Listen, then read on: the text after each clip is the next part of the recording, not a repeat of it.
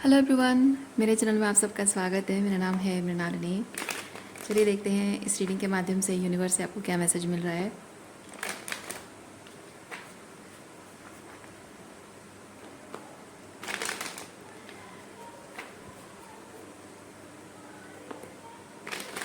ये reading general reading है, तो आपको जितना रेजोनेट करता है उतना ही लीजिए।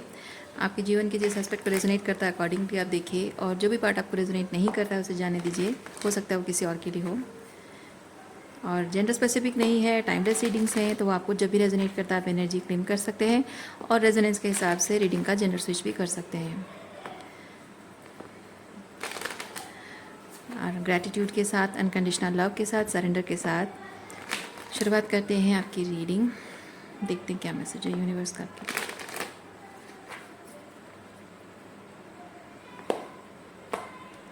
ओके, ओवरऑल एनर्जी है कॉम्प्रोमाइज़। ओके, किस तरीके की कॉम्प्रोमाइज़ है?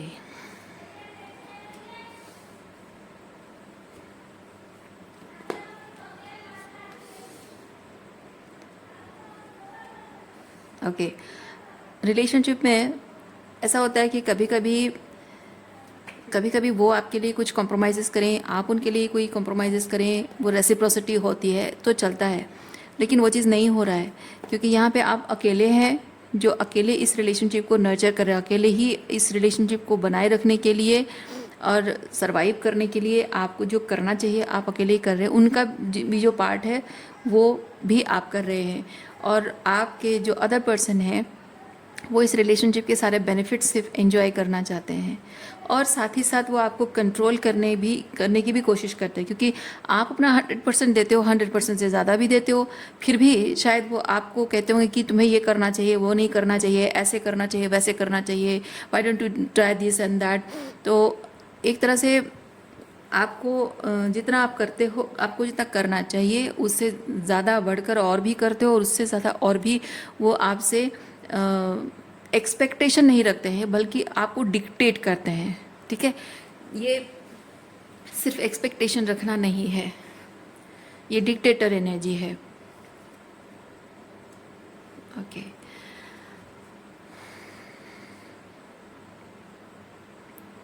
आपके जो पर्सन है ये आपको और किसी और पर्सन को जगल भी करते होंगे। जैसे कि आपके पेरेंट्स हो सकते हैं, आपके और आपके सिबलिंग्स के बीच में जगल करते होंगे। आपसे कहते होंगे कि आप ये चीज़ करो तो आपको वो प्यार, अपनापन मिलेगा, वो वैलिडेशन मिलेगी। लेकिन आप चाहे उनके लिए कितना भी करो, आपके जो अदर सिबलिंग हैं उनको, सिबलिंग्स हैं उनको, सिबलिंग या सिबलिंग्स जो भी हैं उनको ज़्यादा प्रायोरिटी मिलती है, उनको वैलिडेशन मिल जाती है, उनको सारे बेनिफिट्स मिल जाते हैं। या फिर आप कह सकते हो कि आपके स्पाउस और उनके, मतलब जहाँ आपको जो अधिकार मिलने चाहिए पति या पत्नी होने के, शायद वो जगह किसी और पर्सन को दे रहे हैं रोमांटिकली, या फिर वो जगह अपने माँ बाप को दे रहे हैं, अपने भाई बहनों को वो जगह दे रहे हैं, अपने सीक्रेट लाइफ्स, अपने सीक्रेट शेयर करना, और बाकी सारी चीज़ें, बहुत सारी चीज़ें होती हैं। वैसा भी कुछ हो सकता है। तो basically this person is juggling, और आपको शायद वो धमकी भी देते होंगे, कि वो, अगर आप वो जैसा चाहते हैं वैसा नहीं करोगे तो वो आपकी जगह, मतलब आपको रिप्लेस करके किसी और को ले आएंगे, किसी और से शादी कर लेंगे, या फिर उनको मतलब उनकी नज़र में और बहुत सारे लड़के हैं या लड़कियां हैं, या उनको बहुत सारे लड़के या लड़कियां इंटरेस्ट ले रहे हैं, उनके प्रति इंटरेस्ट ले रहे हैं। तो ये आपको जेलस फील कराने की कोशिश भी करते होंगे, ये आपको डराते भी होंगे।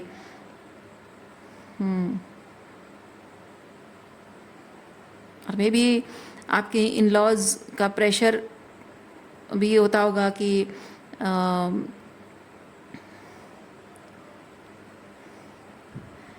अगर आप अपने जो स्पाउस हैं उनके हिसाब से अगर आप नहीं चलोगे, वो जैसा चाहते हैं वैसा नहीं करोगे, या स्पाउस के पेरेंट्स जैसा चाहते हैं वैसा नहीं करोगे, तो वो अपने पेरेंट्स को चुनेंगे और आपको नहीं चुनेंगे, आपको छोड़ देंगे। इस तरह से धमकी भी देते होंगे आपको। तो मैं अलग अलग जो मुझे समझ में आ रहा है मैं एग्जांपल दे रही हूँ, आपको जैसा रेजोनेट करता है वैसा लीजिए। बेसिकली ये चीज़ है कि आप उनके हिसाब से नहीं चलोगे तो वो आप किसी और सिचुएशन पर्सन के साथ रिप्लेस कर सकते हैं, जगल कर सकते। जगलिंग बेसिकली रिप्लेसमेंट भी नहीं है, वो ये है कि मैं इसके साथ भी और तुम्हारे साथ भी, है ना, इसके साथ भी रिलेशनशिप रखूँगा, उसके साथ तुम्हारे साथ भी रिलेशनशिप रखूँगा, और मुझे बाद में मत बोलना। या फिर तुम मुझे अगर खुश नहीं रख रही हो तो अदर ऑप्शन मैंने ट्राई कर लिया तो क्या गलत किया, तुम्हारी गलती है, इस तरह की बातें करना।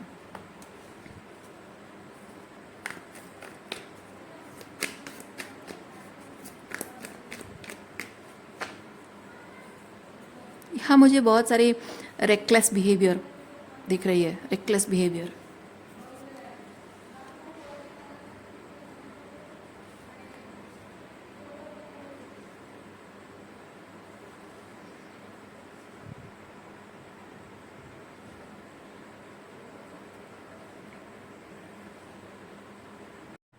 आपको डर इस बात का है कि वो जो भी आपको धमकी दे रहे होंगे, कहीं वो चीज़ वो सच में कर ना बैठे, और आप ऐसा चाहते नहीं हो कि वो ऐसा करें, इसलिए इससे पहले कि वो कुछ ऐसा कर दें, आप समय को थोड़ा पॉज करना चाह रहे हो। ये पेशेंस कार्ड मुझे वो चीज़ बता रहा है, समय को पॉज करना। इन अ वे आप शायद चीज़ों को शायद चीज़ों को आप समझ नहीं पा रहे हो क्या रहा है, क्यों हो रहा है, या किस चीज़ का क्या मीनिंग है, मतलब उनके किसी बात का बोलने का क्या मीनिंग है, या फिर आप दोनों के बीच जो हो रहा है उसके मेन प्रॉब्लम क्या है, शायद वो चीज़ आप नहीं समझ पा रहे हो, और आपको थोड़ा वक्त चाहिए। ये थोड़ा सा टाइम पॉज करने का मतलब है कि I need some more time. सामने वाले को ये जताना कि please have patience with me, थोड़ा सोचने दो, समझने दो। भले आप मुँह से नहीं कह रहे हो, पर you need time to understand कि what is the root cause of the problem in your relationship.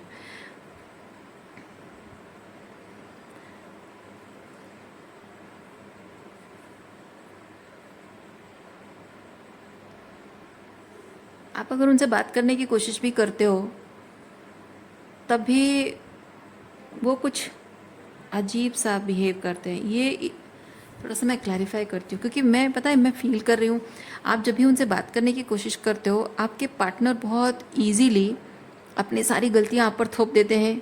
आपकी भी जो छोटी बड़ी जो भी गलतियाँ आप जाने अनजाने में करते हो, उस सब का फ़ायदा उठाते हैं,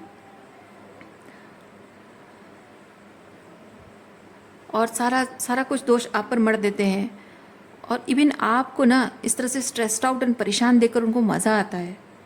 वो आपको जब धमकी देते होंगे और आप परेशान हो जाते होंगे, वही तो चाहते हैं वो, ये उसी चीज़ को बता रहा है। यही तो चाहते हैं आपके पार्टनर कि आप परेशान हो जाओ, एकदम से बौखला जाओ, उन्हें खो देने का डर आपके मन में एकदम घर कर जाए, ट्रॉमाटाइज्ड हो जाओ आप। यही चाहते हैं, और आपको इस तरह से बौखलाया हुआ देखकर, डरा हुआ देखकर वो मज़े लेते हैं, घबराया हुआ देखकर बहुत मज़े लेते हैं वो। थोड़ा सा क्लैरिफाई करते हैं इस चीज़ को।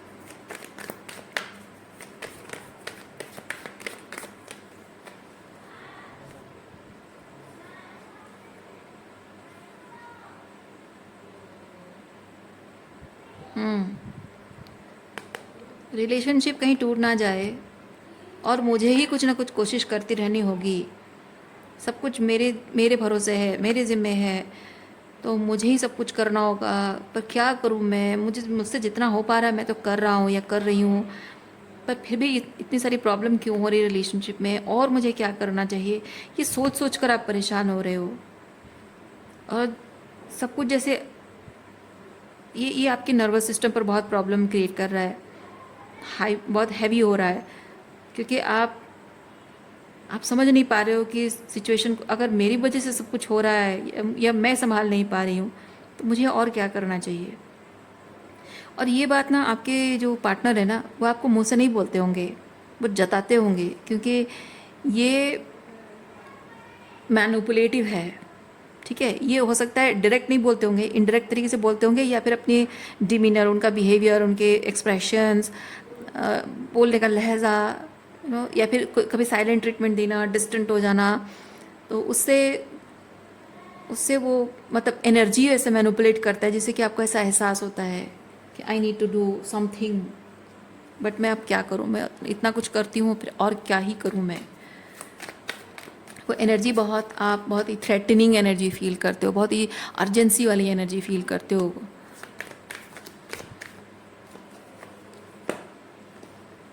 अब वो ये जानबूझकर करते हैं, मज़े लेते हैं।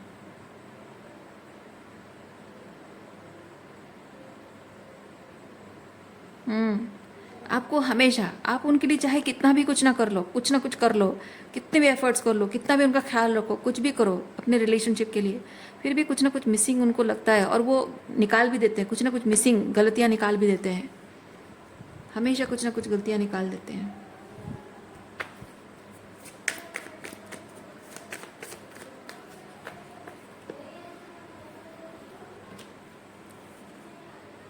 और इनफैक्ट ये चीज़ होता है कि ये जो आदत उनकी है ना, ये जो चीज़ करते हैं, इसकी वजह से आपको ऐसे आदत पड़ गई है कि आप अगर उनके लिए कुछ करते हो तो भी अगर वो 100% एकदम राइट चीज़ है, सही तरीके से है, बेस्ट चीज़ है, फिर भी आप खुद ही अपने अपने जो एफर्ट्स हैं उसमें आप खुद ही कमियां निकालने लग जाते हो, क्योंकि आपको आदत है इस पर्सन की इस तरह की बिहेवियर की वजह से आपको एक आदत पड़ गई है अपनी हर बात में कमी, अपनी हर एफर्ट में कमी, उनको ये अच्छा लगेगा कि नहीं, पसंद आएगा कि नहीं, हर चीज़ में। इवन आप जब कपड़े भी पहनते हो, तैयार होते हो कहीं जाने के लिए, तभी आपको लगता है कि शायद उनको नहीं पसंद आएगा, शायद वो बुरा मान जाएंगे, शायद रूठ जाएंगे। या मैं पब्लिकली सबके सामने अगर आप बातचीत कर रहे हो तो भी मैं अगर ये चीज़ ऐसी मजाक में कोई मुझे बोल रहा है और मैं उसका कोई रिप्लाई करूँ तो भी बुरा मान जाएंगे, रूठ जाएंगे, या फिर मेरे कैरेक्टर असैसिनेशन कर देंगे। उनका कोई दोस्त अगर मजाक में कुछ बोल दे, भाभी ऐसा है वैसा है, और आप हंस दोगे या बात कुछ बोल दोगे तो फिर उसका फिर गलत मतलब निकाल लेंगे। तो मैं बोलूँ तो प्रॉब्लम, नहीं बोलूँ तो भी problem. Oh my God, big red flag, big red flag. नहीं बोलूँ तो भी आपको बोलते होंगे कि तुम बड़ी बदतमीज़ हो, मेरे दोस्तों ने तुमसे बात की अच्छे से और तुम कैसे बिहेव कर रही थी, क्या सोचते होंगे मेरे बारे में, क्या इमेज रह जाएगी।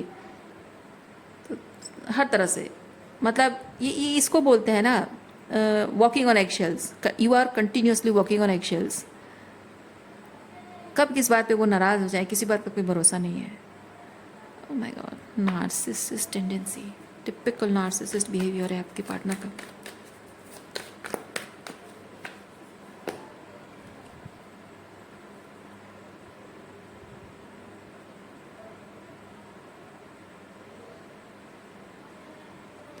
उनको हमेशा आपसे अटेंशन चाहिए हर बात पे। पता है ये सब चीज़ें वो क्यों करते हैं?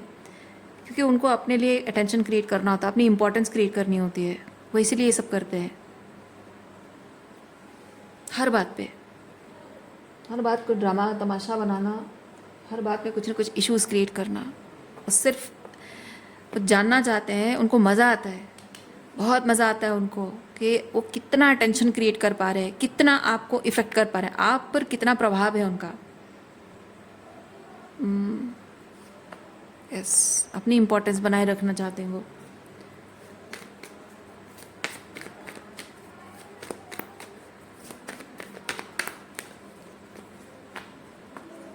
बाय हुक और क्रुक, बाय हुक और क्रुक से मुझे ये चीज़ फील होता है ना कि डरा धमका कर या फिर मैनिपुलेट करके। देखिए आ गया, ये मेरा नार्सिसिस्ट कार्ड है।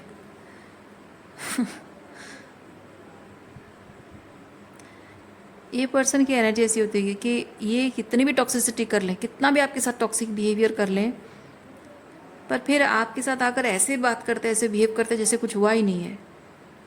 आपको बहुत कुछ ऐसे बिहेव कर देंगे, फिर आप सोचते रह जाओगे, दोनों के बीच थोड़ी सी साइलेंस हो गई या डिस्टेंट हो गया, नो कांटेक्ट हो गया, फिर कुछ घंटों बाद आके बात करते होंगे या कुछ दिनों के 1-2 दिन के बाद बात करते होंगे और ऐसे बिहेव करते होंगे जैसे कि वो आपके लिए कुछ बहुत ही एक्साइटिंग ऑफ़र लेकर आए हैं, घूमने जाना है, डेट पे जाना है, या कुछ गिफ्ट शॉपिंग करने जाना है, कुछ गिफ्ट खरीद लेना है, या फिर कोई अच्छी गॉसिप लेकर आए हैं। जैसे कि आप दोनों के बीच में पिछली रात को या पिछले कुछ दिनों पहले जो भी बात हुई थी, सीरियस कन्वर्सेशन या सीरियस कुछ हुआ था, सीन हुआ था, उसको जैसे कि वो याद ही नहीं रखे हैं, जैसे वो भूल ही गए, उन्हें उन्हें याद कुछ हुआ ही नहीं है।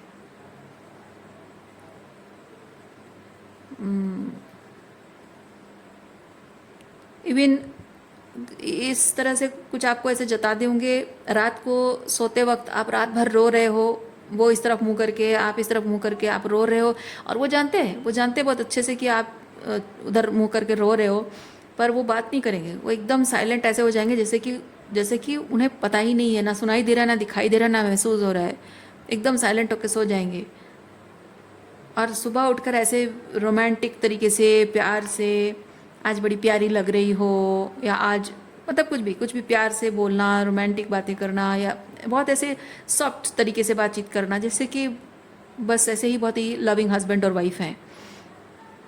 इस तरह का उनका बिहेवियर रहता है। और ऐसे वक्त में अगर आप पुराने टॉपिक पे बात शुरू कर दो तो बस बात ख़त्म। तब आपको फिर वो जताने लग जाते हैं कि ओहो, फिर वही पुरानी बात को लेकर बैठ गई, मतलब तुम रात भर दिन भर यही, इतने दिनों तक तुम बस यही सोच रही थी कि कब मैं आऊँ और मुझसे झगड़ा करो तुम, बस यही तुम्हारा नौटंकी होता है, इसी वजह से मैं तुमसे बात नहीं करता हूँ, क्योंकि this person uses silence to control you. वो आपको ना कंसिस्टेंटली ये साइलेंट ट्रीटमेंट देकर आपको कंसिस्टेंटली ये सोचने पर मजबूर करते हैं, क्या ये अभी भी मेरे साथ है, या मूव ऑन कर गया, मतलब ब्रेकअप कर लिया, अभी भी रिलेशनशिप है या ब्रेकअप कर लिया, प्यार है या गुस्सा है, मतलब अभी मूड अच्छा है या बहुत ख़राब मूड है, प्यार से बात करेगा या गुस्से से बात करेगा, या मेरी बेइज्जती करेगा या फिर अच्छे से बात करेगा ना। इस तरह से आप सोचते रहते हो, बस सोचते रहते हो उसी चीज़ को, दिमाग में कंटिन्यूसली वो चीज़ चलता रहता है।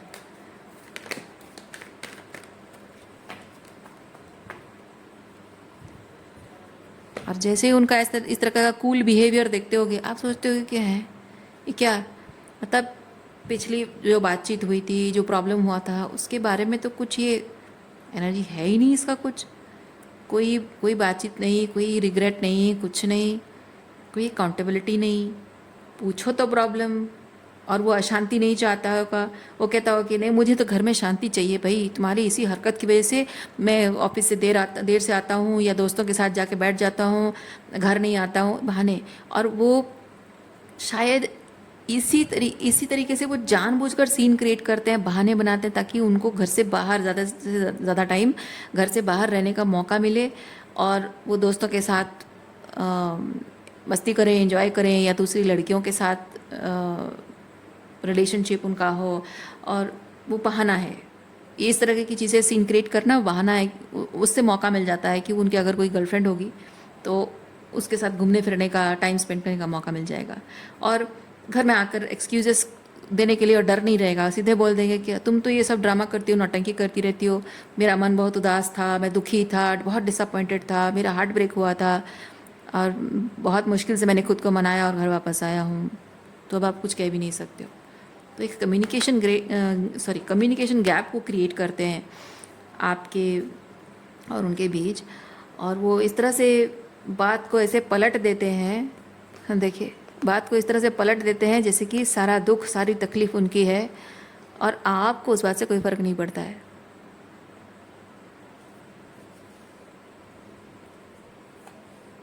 आपको बस अपनी मन की करनी होती है।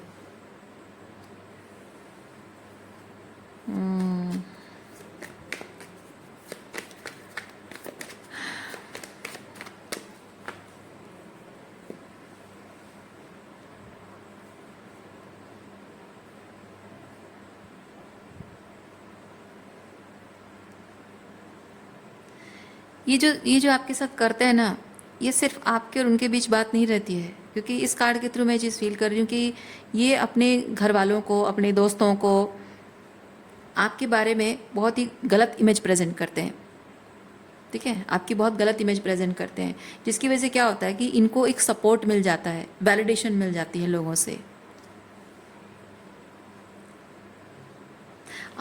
मैंने क्या कहा आपको, मैंने कहा था ना, आप में से किसी किसी के जो स्पाउस हैं, इनके लाइफ में कोई दूसरा भी है, और ये सब सीन क्रिएट करके वो जानबूझकर चले जाते हैं ताकि that person can buy time to spend with the other person. अब देखिए वही चीज़ है, ठीक है। और ये जो मैंने कहा कि यहाँ पे लोगों को वो वैलिडेशन के लिए जुटाते हैं, लोगों आपकी बुराई करके, आपकी इमेज खराब करके। यहाँ पे लिटरली ऐसा हो रहा है कि कोई रोमांटिक पार्टनर उन्होंने मैनिफेस्ट किया है इसी बेसिस पर कि आपकी बुराई करके, ठीक है, आपकी बुराई करके, आपकी इमेज खराब करके वो इस किसी इंसान की, किसी अपोजिट जेंडर, रोमांटिकली कह रही हूँ, उसके मन में सिंपथी जगाकर, उसका दिल जीत कर, उसके करीब जाकर उसको एहसास दिलाया कि देखो मैं कितना अच्छा हूँ, लेकिन मेरी जो वाइफ है मेरे साथ कैसे बिहेव करती है, और वाइस वर्सा, जेंडर स्विच कर सकते हैं आप।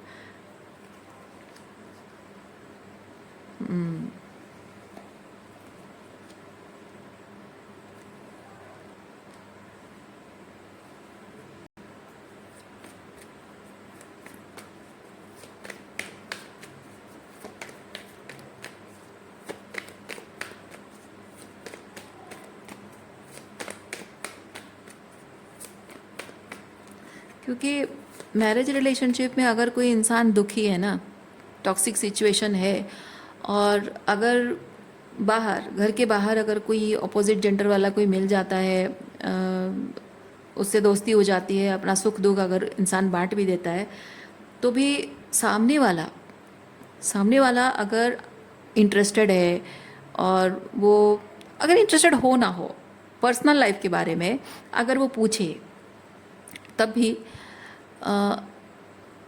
जो जेन्युइनली रिलेशनशिप के लिए वॉरिड है, रिलेशनशिप में प्रॉब्लम है, वो कभी भी, चाहे कितनी भी प्रॉब्लम क्यों ना हो, कभी भी कितना भी परसुए करने के बाद भी वो सामने वाले को बताएगा नहीं कि मेरी बीवी ऐसी है, या मेरा हस्बैंड ऐसा है, या उसने मेरे साथ ऐसा किया। स्पेसिफिक ऑपोजिट जेंडर की बात कर रही हूँ।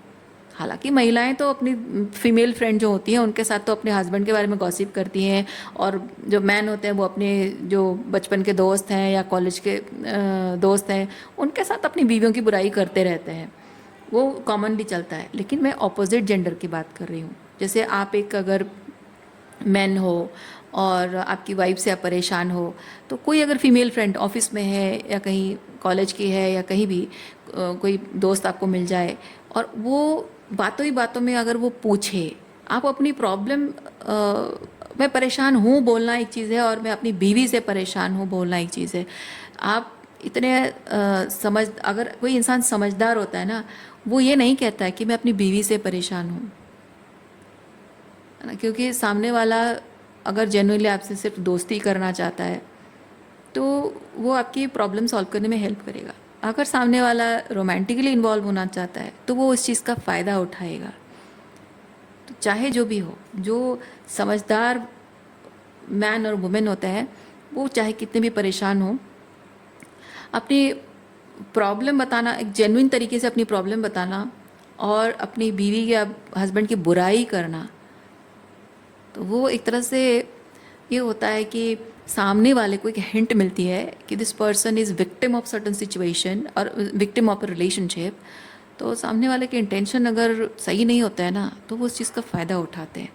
और इवन इफ अगर रोमांटिकली इन्वॉल्व कोई नहीं भी होना चाहता है, तब भी अगर वो एक दोस्त का रिलेशनशिप भी अगर है, तब भी गलत फ़ायदा ऐसा होता है कि कुछ लोग ना बहुत जेलस, इन्वियस लोग होते हैं, और आप अपनी मैरिज रिलेशनशिप के बारे में जब बोलोगे तो उसका गलत फ़ायदा उठाएंगे, और आपकी मैरिज रिलेशनशिप में प्रॉब्लम क्रिएट हो उसके लिए आपको भड़काएंगे, प्रॉब्लम क्रिएट करेंगे। तो जो जेन्युइनली अपने रिलेशनशिप के लिए वरिड होता है वो कभी भी किसी भी हाल में अपने स्पाउस के बारे में कभी भी एक शब्द भी बुरा नहीं कहता है।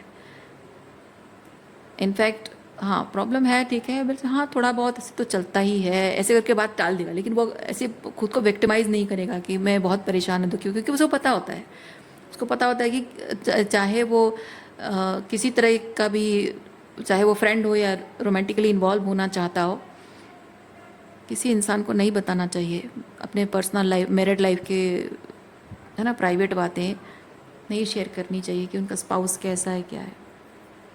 पर यहाँ जिस पर्सन की हम बात कर रहे हैं, ये इंटेंशनली ये चीज़ कर रहा है, ये इंटेंशनली आपकी बुराई कर रहा है सब लोगों में, ताकि वो वैलिडेशन पा सके लोगों से, ज़्यादा से ज़्यादा लोगों के सामने वो विक्टिम की तरह दिखे और आप विलन की तरह दिखो, ताकि वो जो भी कर रहा है, जो भी गलत काम कर रहा है, उससे उसको वैलिडेशन मिल जाएगा।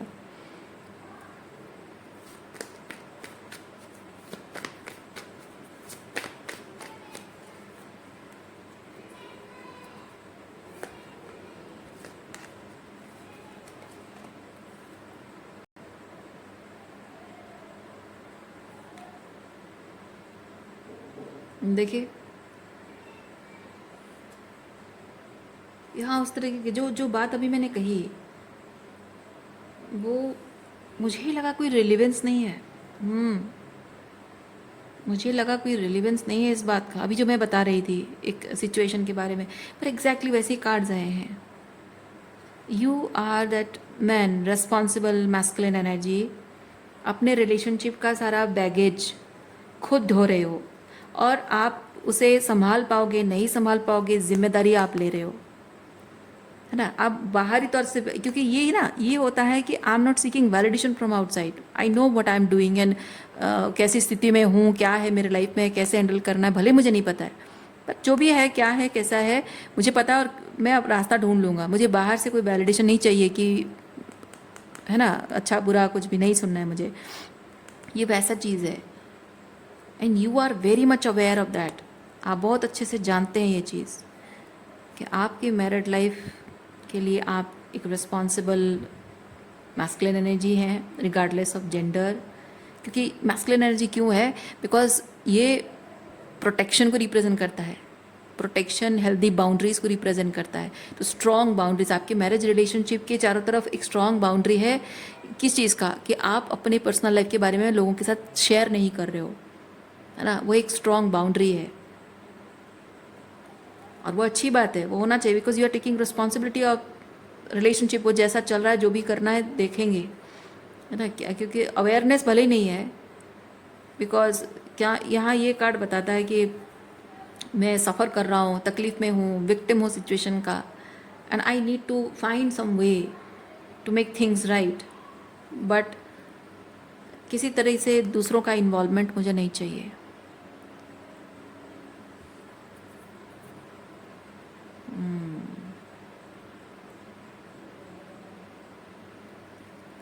अच्छी बात है, बहुत अच्छी बात है। अच्छा, क्या एनर्जी है देखते हैं। एडवाइस, हाँ आपके लिए एडवाइस कार्ड निकालते हैं। सिचुएशन के बारे में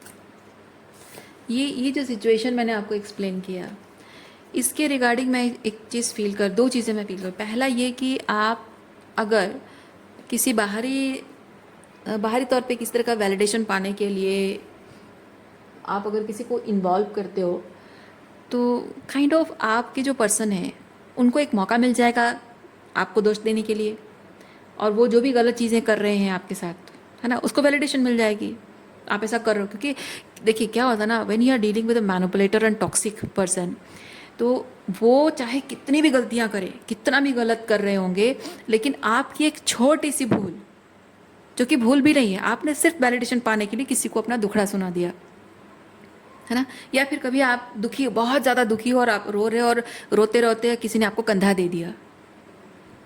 एक छोटी सी चीज़ जो कि आपके बाउंड्रीज आप क्रॉस कर जा रहे हो, तो ये जो टॉक्सिक पार्टनर्स होते हैं ना, ये कहते हैं आपने अपनी मर्यादा की सीमा पार कर दी, कुछ गलत कर दिया, इसीलिए ये सब गलत मैं कर रहा हूँ, तो ये इसके लिए वैलिडेशन मुझे मिलता है। हालांकि सारी चीज़ें जो गलत वो कर रहे हैं, इसलिए आप सफ़र कर रहे हो, इसीलिए एक कमज़ोर मोमेंट में आपने किसी से वैलिडेशन ले ली, या एक कंधा आपको मिल गया। पर इनको टॉक्सिक नार्सिसिस्ट जो लोग होते हैं ना, वो इंतज़ार कर रहे होते हैं, वो इंतज़ार कर रहे होते हैं, बहुत वॉचफुल होते हैं कि कब आप छोटी सी गलती करो, थोड़ा सा आपका पैर फिसले, बस उसी चीज़ को वो इस्तेमाल करेंगे आपको ये जताने के लिए कि ये जो कुछ भी हमारे बीच हो रहा है सब इसी वजह से हो रहा है। दूसरा चीज़ जो मैं बता रही थी आपको, आप जिस भी पर्सन के साथ अपने तकलीफ़ें शेयर कर रहे हो, थोड़ा बहुत कभी वैलिडेशन पाने के लिए, क्योंकि हर एक इंसान को होता है जब वो बहुत दुख और तकलीफ से गुजर रहा होता है, कोई तो हो मेरी बात सुने। और जब कोई सुनता है आपको, थोड़ा सा कहता है कि हाँ भाई मैं समझ रहा हूँ, है ना, तो थोड़ा मन हल्का लगता है। तो वो थोड़ा सा कुछ मोमेंटरीली थोड़ा मन हल्का हो ताकि आप फिर से उठ खड़े हो सकें, और या एनर्जेटिकली बोल रही हूँ, है ना, तो थोड़ा सा वैलिडेशन मिल जाए तो वो थोड़ा सा हौसला मिले संभालने के लिए। क्योंकि अब तक आप इस रिलेशनशिप को छोड़ने के बारे में नहीं सोच रहे हो, इतना आसान नहीं होता है। इतना कुछ सहने के बाद भी इंसान कोशिश करता है कि मैं थोड़ा सा संभल जाऊं ताकि मैं इस सिचुएशन में खुद को संभाल सकूं, सिचुएशन को हैंडल कर सकूं। तो उसके लिए जो जिस भी इंसान के साथ आप शेयर कर रहे हो, जिस भी इंसान से आप वैलिडेशन ले रहे हो, you need to make sure कि वो उतना भरोसेमंद होना चाहिए। क्योंकि कुछ लोग होते हैं, आपके मैरिज रिलेशनशिप अगर कमज़ोर पड़ गई है तो उसका फ़ायदा उठाकर आपके साथ रोमांटिकली इन्वॉल्व होकर आपका फ़ायदा उठाना चाहेंगे। दूसरा, अगर वो रोमांटिकली इन्वॉल्व नहीं भी है, आपसे अगर जेलस और एनवियस हैं, आपकी खुशी उनसे बर्दाश्त नहीं होती है, तो भी आपको किसी तरह से भड़का के आपके रिलेशनशिप, आपके पार्टनर के खिलाफ कुछ बोलकर आपका रिश्ता तोड़ने की कोशिश करेंगे। ये आपके दोस्त हो सकते हैं, वर्क प्लेस में हो सकता है, आपके फैमिली मेम्बर भी हो सकते हैं, आपके कजिन्स भी हो सकते हैं, कोई भी हो सकता है। इसलिए you need to make sure कि आप प्रॉब्लम, अगर आपको रियली कोई अगर कोई गाइडेंस चाहिए तो आप सिचुएशन को इस तरह से बताएं जिस तरह से ये ना लगे कि आप अपने पार्टनर के खिलाफ कुछ बोल रहे हो, ठीक है। और कभी भी अपने पार्टनर के और आपके बीच जो भी पर्सनल बातें किसी भी हाल में कभी भी मत बताना, कभी भी नहीं। अपने आप को विक्टिमाइज करके या अपने पार्टनर के खिलाफ बोलकर आप सब कुछ खराब कर दोगे अपने रिलेशनशिप में।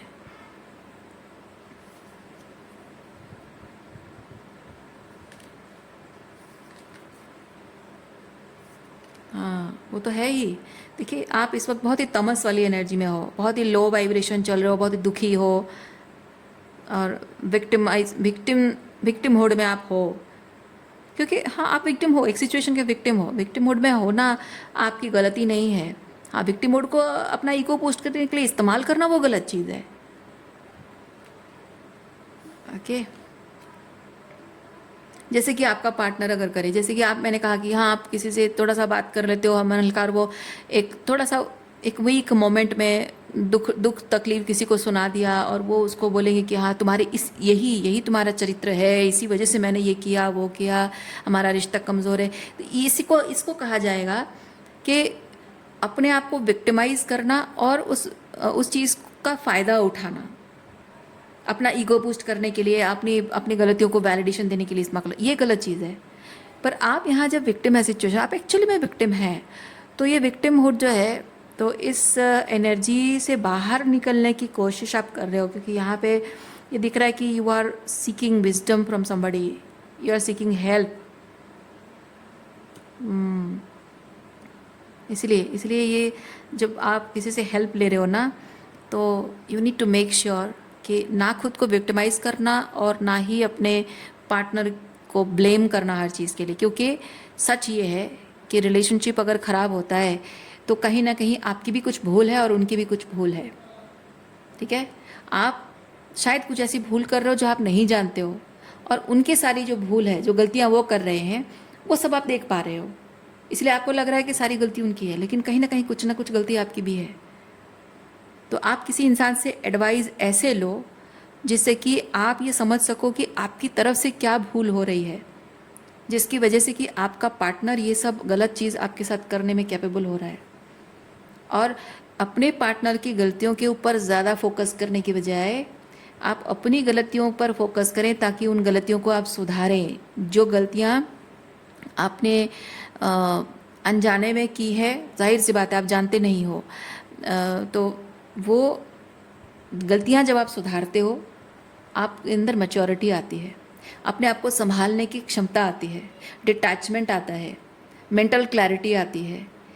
ठीक है, तो जब आपको मेंटल क्लैरिटी आती है तो आप समझते हो कि कहाँ आप क्या ऐसा कर रहे हो जिसकी वजह से your partner is taking advantage of that thing, और ही और she is able capable enough to control you और मैनिपुलेट यू और make you feel guilty something. तो वो चीज़ जब अपनी वीक पॉइंट को आप पकड़ लोगे ना, अपनी गलतियाँ देखने का मतलब ये नहीं है कि आप हमेशा गलत हो, नहीं, गलतियाँ समझने का मतलब है कि अपनी गलतियों से ऊपर उठने के लिए रास्ता मिलता है।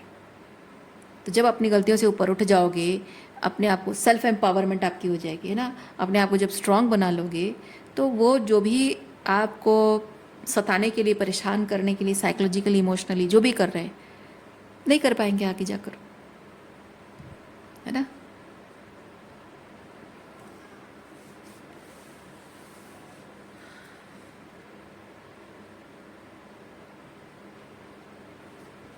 देखिए, शिवा कार्ड बेसिकली बताता है doing the inner work to evolve into new.